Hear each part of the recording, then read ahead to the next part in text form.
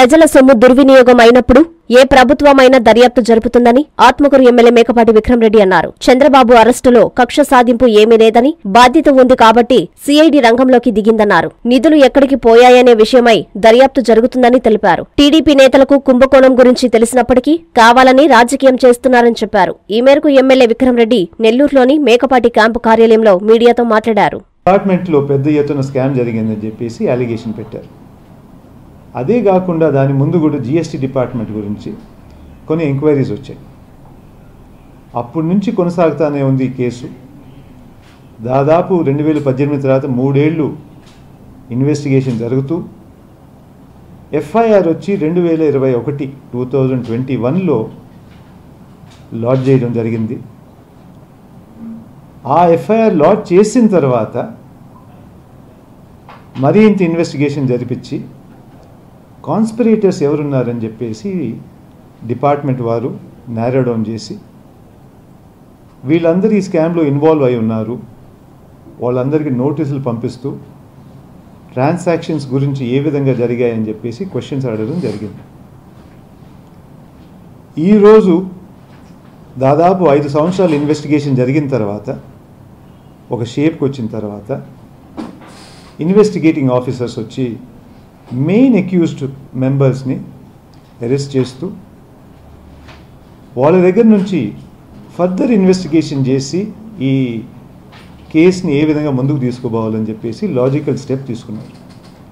అంటే ఏ ప్రభుత్వం అయినా కానీ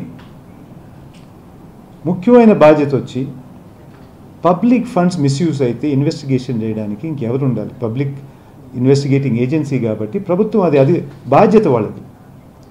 ఆ బాధ్యతగా రెస్పాన్సిబిలిటీ తీసుకొని లా ఎన్ఫోర్స్మెంట్ వాళ్ళ స్పీడ్లోనే ఇన్వెస్టిగేషన్ చేస్తూ ప్రతి ఒక్కటి చూసి ఈరోజు 5 సంవత్సరాల తర్వాత ఒక స్టేజ్కు తీసుకొచ్చారు. ఈ ఇన్వెస్టిగేషన్ ఇంకా ఫర్దర్గా ప్రొసీడ్ కావాలంటే ఎవరెవరు ఐడెంటిఫై చేశారో దీంట్లో ముఖ్యంగా కాన్స్పిరేటర్స్ ఎవరు అనేది వాళ్ళ ద్వారా సమాధానం తీసుకొని ఫర్దర్గా లీగల్ డ్యూ డిలిజెన్స్ ప్రకారంగా ఈ కేసుని ఏ విధంగా ఫైనల్ షేప్ తీసుకురావాలని చెప్పి మన ప్రభుత్వం బాధ్యతగా తీసుకొని చేస్తాం. సిఐడి డిపార్ట్మెంట్ కాకుండా ఐటీ డిపార్ట్మెంటు, ఈడీ వీళ్ళందరూ కూడా నోటీస్ ఇవ్వడం జరిగింది. ఈ కేసు గురించి ఇంకా చాలా ప్రశ్నలు ఆన్సర్ చేయాల్సిన అవసరం ఉంది కాబట్టి సిఐడి ఈరోజు యాక్షన్ తీసుకున్నారు.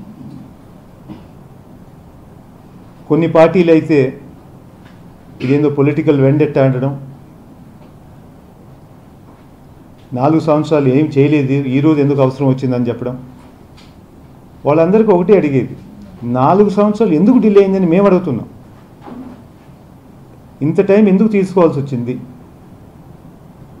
ఏ కేసు అయినా కానీ ఆధార్తో అన్నీ చెక్ చేసి ఏం ఇంటర్ఫిరెన్స్ లేకుండా, ఇది ఒక simple case of economic offence అన్నమాట. అంటే ప్రభుత్వం దాదాపు 350-370 కోట్లు కడుతూ దానికి ఒక సర్వీస్ ఎక్స్పెక్ట్ చేశారు ఒక కాంట్రాక్ట్ ప్రకారంగా.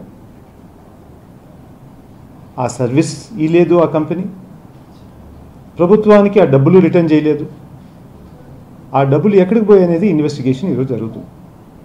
5 ఏళ్ల పాటు ఫైనల్గా ఆ ఎలిగేషన్ ప్రకారంగా ఎవరెవరు ఉన్నారని చెప్పేసి ఈరోజు ఒక కొలిక్ వచ్చింది.